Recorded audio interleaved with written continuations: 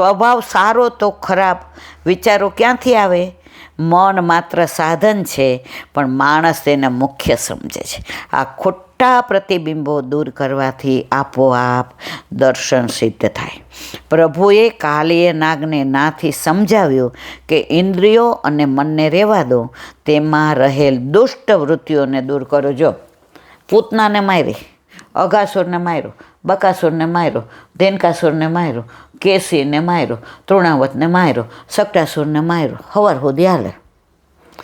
કાલી નાગ તો આટલો હેરાન કર, કેમ ન માર્યો? કાલીય નાગ આપણી ઇન્દ્રિયો છે, એટલે ઇન્દ્રિયોને મારવાની નથી, વાળવાની છે. વાળીએ ક્યાં? પ્રભુ તરફ.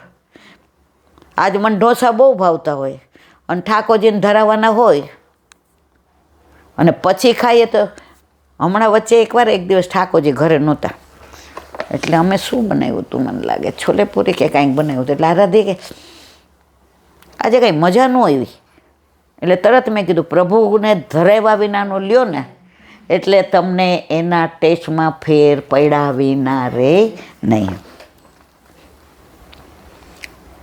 કાલી નાગ નથાતા નાગણોએ શ્રીમદ ભાગવતમાં 21 શ્લોકોથી સ્તુતિ કરી છે. અને બીજું આપણે ગુજરાતીમાં કોણે સ્તુતિ કરી છે આની?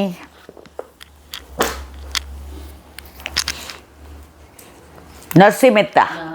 જળ કમળ છંડી જાને બાળા, સ્વામી અમારો જાગશે, જાગશે તને મારશે તો બાળ હત્યા. બધાને બધું મોઢે છે, પણ ભાવ ખબર ન હોય, એટલે મન વિનાનું મળવું અને ભીતારે ભળવું.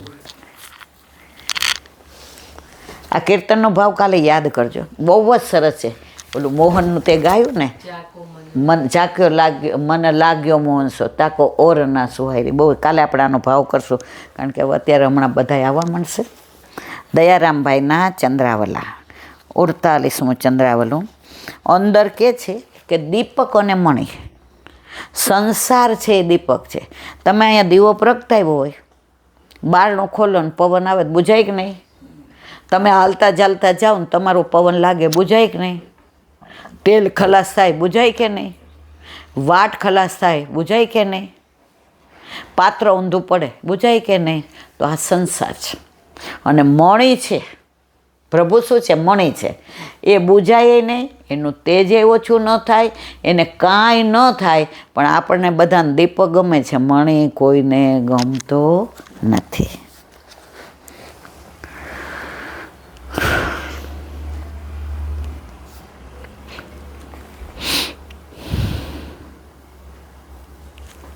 હવે પુષ્ટિ રીતે ગુણગાન કરીએ. પુષ્ટિમાં વ્રજ ભક્તોના ભાવથી ગુણગાન થાય છે. શ્રી ઠાકોરજી સેવા કરી સંયોગ વિપ્રયોગ બંને રસનો અનુભવ થાય છે. સન્મુખમાં રહી સેવા કરી કરપાદ મુખોરદાદી સર્વાંગ શ્રી અંગના દર્શન સ્પર્શ થાય છે. તમે એક સાકરની પૂતળી બનાવો, એની અંદર હાથ હોય, પગ હોય, માથું હોય, વાળ હોય. હવે તમે ગમે એ બાજુથી ખાવો, એ પૂતળી મીઠી લાગે કે ન લાગે? તો પ્રભુ ઘરમાં પધાર્યા પછી તમારા જીવનમાં એવી મીઠાશ આવી જાય કે તમને પછી સંસારના ખારાશની ખબર પડતી નથી. અનોસરમાં વેણુ ગીત, યુગલ ગીત આદિ ગાઈને વિપ્રયોગનો અનુભવ થાય છે. આનું અનુસંધાન ક્યાં છે? માર્ગ રીત દિખાઈ પ્રગટ વે, માર્ગ રીત દિખાય. પછી છેલ્લી કરી ભોજન કરી ક્ષણિક વિશ્રામ લે, નિજ મંડલી ભૂલ વેણુ ગીત પુન યુગલ ગીત કી રસ બરખાઈ પ્રગટ વે, માર્ગ રીત દી. આનું અનુસંધાન બહુ સરસ છે. આ બધામાં એવું ને 5-6 કલાક હોય ને આ બધાનું તો આનંદ આવે. આવી રીતે સંયોગ અને વિપ્રયોગ બંને ભાવનું ગુણગાન થાય છે. શ્રી મહાપ્રભુજીએ પ્રગટ કરેલ પુષ્ટિ માર્ગમાં વ્રજ ભક્તોના ભાવથી સેવા ગુણગાન થાય છે. એમાં છેલ્લી છે, સેવા વ્રજ જનકી વ્રજ જન હિત પ્રગટાઈ પ્રગટવે માર્ગ રીક. આની અંદર છે મહાપ્રભુજીની વધાઈમાં છેલ્લું, તેના સાધન અને ફળ બંને એક જ છે. સાધનમાં સેવા સ્મરણ અને ફળમાં પણ એ જ વસ્તુ પ્રાપ્ત થાય છે. પુષ્ટિ રીતથી ગુણગાન કરવાથી પ્રેમ લક્ષણા ભક્તિ ઉત્પન્ન થાય છે. જો યોગ માર્ગમાં તમને કેટલું તપ કરો, જપ કરો, ખાઓ નહીં, બધી ઇન્દ્રિયોને અહીંયા લાવી દો, તમે રાફડા થઈ જાઓ, પ્રભુ એક ક્ષણ માટે થઈને તમને દર્શન આપીને જતા રહીએ. ત્યારે પુષ્ટિ માર્ગમાં તમે ગુણાનુવાદ કરો તો પ્રભુ તમને પ્રેમ કર્યા વિના રહે નહીં. હમણાં જ આપણે કીધું કે 1+1 એટલે 1 એ કોણ? પ્રેમ, ઠાકોરજી. અને પ્રેમ આસક્તિ વ્યસન આમ ઉત્તરોત્તર વૃદ્ધિ થતાં લીલા રસનું પાન થાય છે. બોલો વલ્લભાધીશ કી જય. હવે નહીં રહેવા બોલો.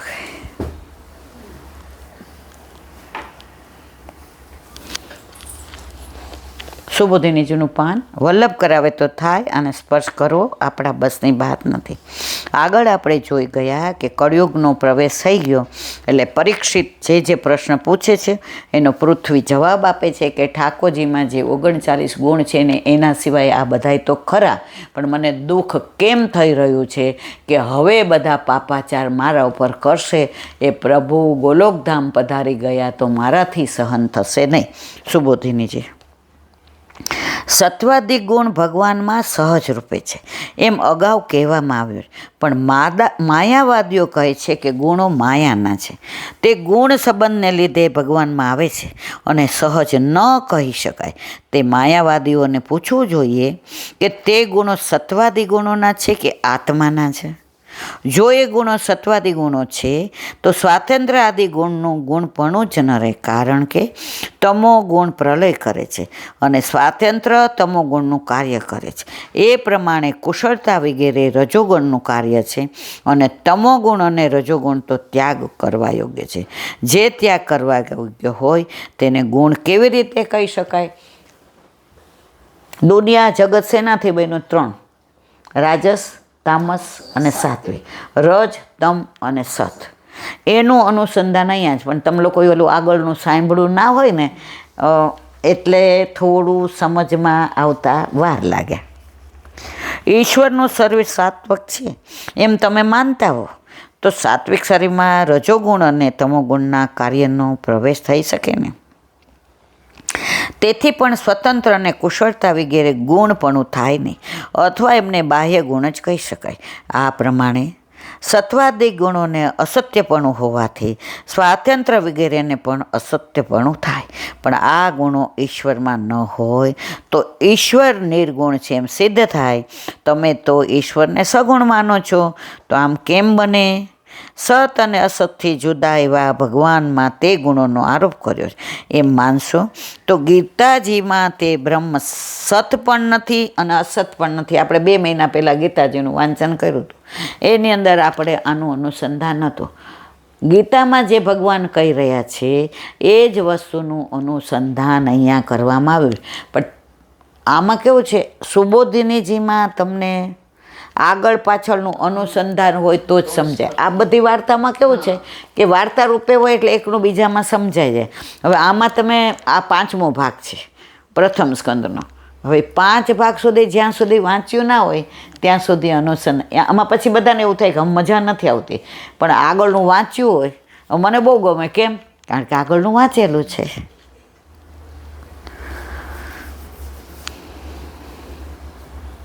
નિર્ગુણ બ્રહ્મપણું થતું નથી, પણ ઈશ્વરપણું સિદ્ધ થાય છે.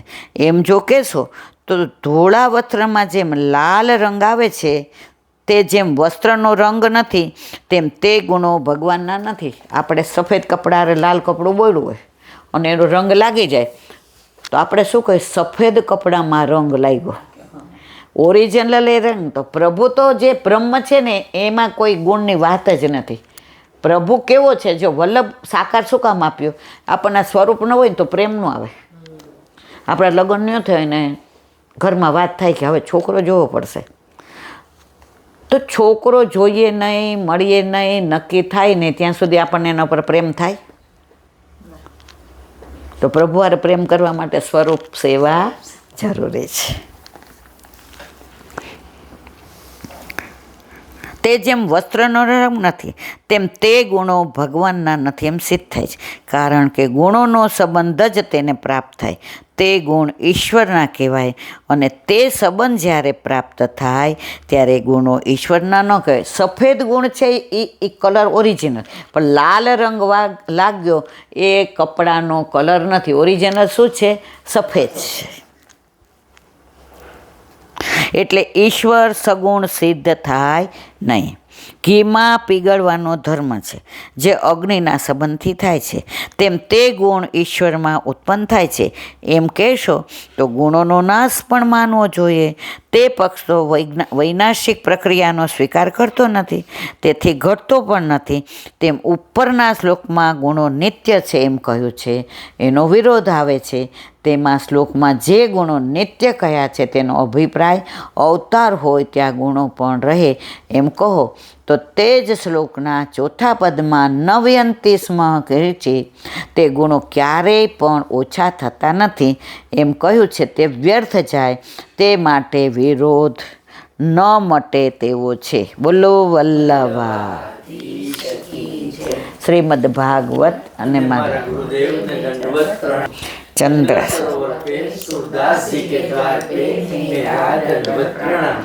सूर्य कुंड पे परमानंद दास जी के द्वार पे मेरा दंडवत प्रणाम।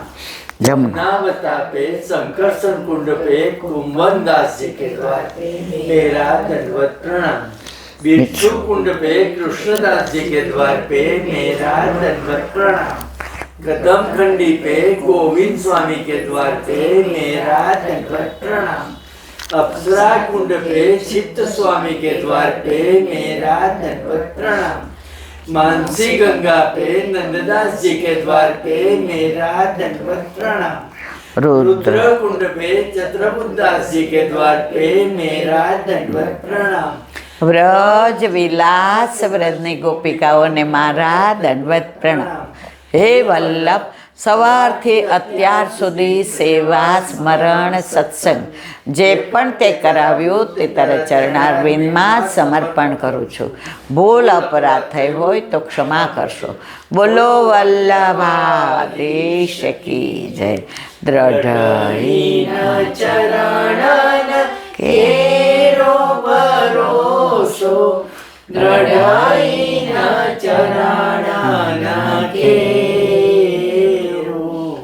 श्री वल्लभनक चंद्र छटावीन सब जुग माय अंधेरो परोसो, दृढ़ चरण केरो साधन और नहीं कली में जासो निवेरो। सूर का कहे विवेकांदरो, बिना मोल को चेरो भरोसो, दृढ़ चरण दृढ़ चरण दृढ़ चरण શ્રી વલ્લભાધીશ કી જય. આજનો આ સત્સંગ મારા વલ્લભના ચરણારવિંદમાં સમર્પણ કરું છું. ભૂલ અપરાધ થઈ હોય તો ક્ષમા કરશો. આ મારા વલ્લભની વાણી અને ભૂલો એ મારી. બોલો વલ્લભાધીશ. બધાય વૈષ્ણવને જાજા કરીને જય શ્રી કૃષ્ણ.